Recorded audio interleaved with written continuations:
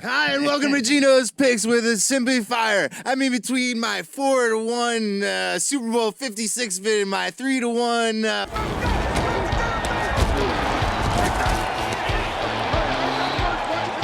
Play action fakes it for pass end zone. Yes, touchdown.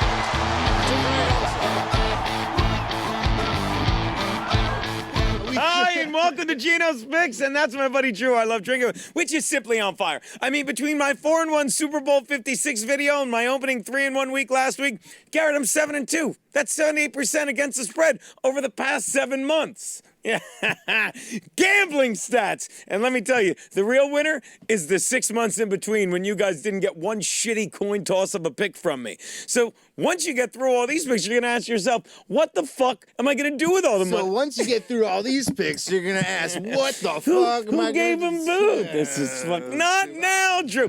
I love it. Trust me, the fact I took 5 weeks off from giving you those picks is where you really made the killing. In any case, Daddy cruises into week 2 at 3-1, 75% against the spread, and I cannot wait to put some more money in your pocket. And if 4 more winners weren't enough, then how about we just pick every fucking game for you with the newest show ever, Compound Media Show Football Show. Yep, we got that slot from Pat Dixon. This is me letting it go. Pat Dixon, we traded him a free passage to Buffalo, a few Advil sinus tabs, and we told him they were Adderall. And in homage to him, we call it Football Show, because Garrett, Steve, and I break down football just like Pat Dixon called in New York City Crime Report and broke the law. But unlike him, you'll find us here at Compound every week. I'm over it. Now I did. So it's almost like I fucked his ex and now I fucked his time slot. How great is that? How great is just letting things go? That said, I don't even think you might need football after watching my Chargers win last night. I don't care. I'll jinx the fuck out of it. Because, at least, did they? I don't know. They should have, because they're better at more positions than the Chiefs are on paper, but they don't play as a team. Actually, they played like a married couple. I don't have to tell you, Garrett, because they come together about once a fucking year, and they're as shocked as anyone when it happens. And just like that couple, much like Garrett and his lovely, they ain't expecting it to happen again for a while. But enough about the past and last night. Let's focus on the present with these 4 Week 2 Genos Picks. They have sex once a year? It's awesome. I'm going to need a couple more of those because it's not that good a script. Hey! All right. I'm going with them again. Seahawks get Nate and the hook from the Niners in San Francisco. Hey, Garrett, remember a few years ago when the Redskins drafted RG3 and then in the same draft grabbed Kirk Cousins to manufacture their own quarterback controversy and sabotage both of their careers? Of course, that was before they decided that changing the name to the Commanders would end racism. Because the Lord knows when RG3 turned out to be a bust, the racist word coming out of their mouths in Virginia was not angry people calling them Redskin RG3, but that R word with 2 G's. Rigor mortis. Why am I talking about this? Because the Niners are in the same plight, only worse, considering they paid for their quarterback controversy, giving all that money to Jimmy with 1 G. See what it did?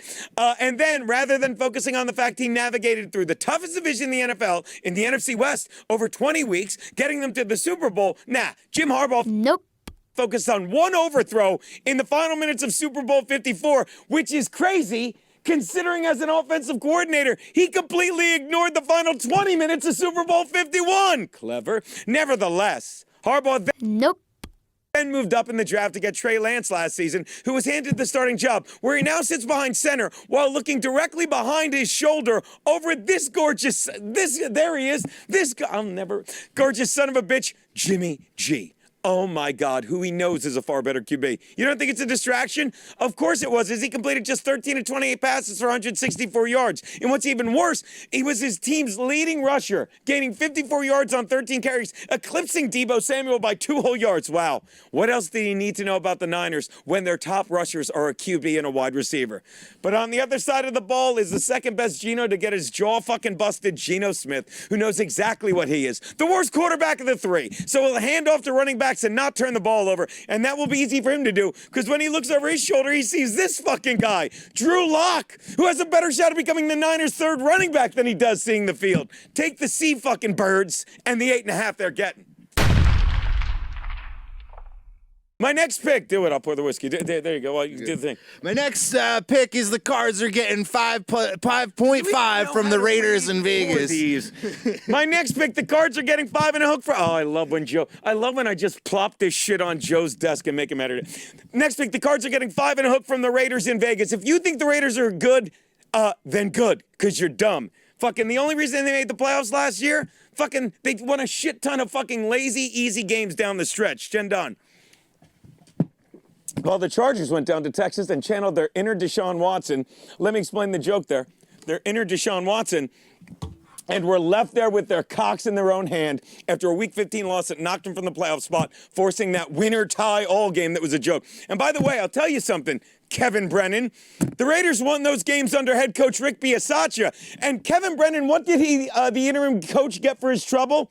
A permanent fucking vacation. Enter Josh McDaniels, whose eyes for talent is rivaled only by the stink eye he's getting in the locker room after replacing a coach that won the team over last season. This is the guy that traded up to get Tim Tebow in the draft for Denver, and now he's right back where he started with David Carr. Because like Tebow, Carr's the weakest quarterback in his division. And I don't care if Kyler Murray isn't practicing well, because the only thing he needs to practice is humility, as McDaniels' poor head coaching is about to make Kyler Murray look far better than he is. He might also need to practice restraint. Good one, Kevin, as he tries not to laugh at the entire city of Las Vegas, whose odds maker gave the hometown Raiders nearly a TD in a game in which they will never lead. I took all dogs. Take the Cards in the 5.5 they're getting. My next pick, the Bears are... Oh, that's not. The Bears are getting 10 from the Packers in Green Bay. Look, I love Aaron Rodgers. You might... Hold on one sec. You might want to leave. I take a shot at COVID. How many vaccines do you have? 3. Faggotry. Look, I love Aaron Rodgers for his stance on COVID, but after losing Devontae Adams, he's now saddled at wideout with Sammy Watkins and a pair of rookies that provide about the exact same shot in the arm as the jab. And much like the idiots that took it, they'll deny that it isn't working. Meanwhile, the Bears are used to playing without any receivers, relying on their defense to keep getting the ball back after someone turns it over. That someone was usually Mitch Trubisky. He's not there anymore. Enter Justin Fields, who's been doing his best Anthony Fauci. You know what he does? Second people target him, he tucks his head down and runs away. Go get that booster. That will put a well-rested Bears defense on the field, and that will be able to keep the game close. The game close. The game close. Just take the Bears in the 10 you're getting. Finally, the Titans. By the way, 2 Monday night games, gentlemen. 2 Monday night games. Why do they have 2 Monday night games in week Well, I'll tell you, 2, not week 1? Because they really wanted to focus on the Bills. And by the way, I just pointed it out as a matter of fact. Steve nodded like, yeah, how much money are we going to make on that? Steve's like, it's like they're just back in a truck. I am taking the early game. The Titans are getting 10 from the Bills in Buffalo. Why would a proud mini member of Bills Mafia pick against the Bills in this game, especially given they lost last week by 1 point to Danny Jones of your Giants, and Josh Allen is easily 10 times better? Daniel Jones, not Danny. Oh, does he go by Daniel now? He's always has. He's always has? Like my son. He's not Danny, he's Danielle Jones. Who hired this guy? I'm doing my impression of Kevin Dombrowski. Can we keep...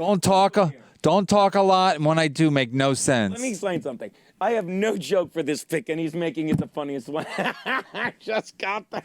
I have no joke for this pick, and you don't understand. How do people think you don't like me when you do all my work for me?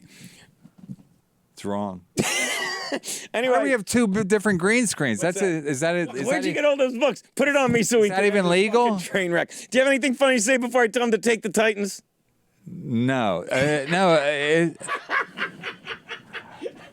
I'm fired from this job, too. People want Brennan and Dombrowski to host my show. They're like, why isn't Levy and Dombrowski? They're going to be like, why doesn't Brennan? How about Take the Titans and the 10 you're getting. They're funnier and friendlier. What's that movie with the Titans? We're not even fighting right now. I don't just take the nothing's funnier than that. What's the Titans movie, though? Remember the Titans. Did you forget it? I got Alzheimer's. That's the funniest. Take the Titans. Those are Genos picks. Thank you, guys.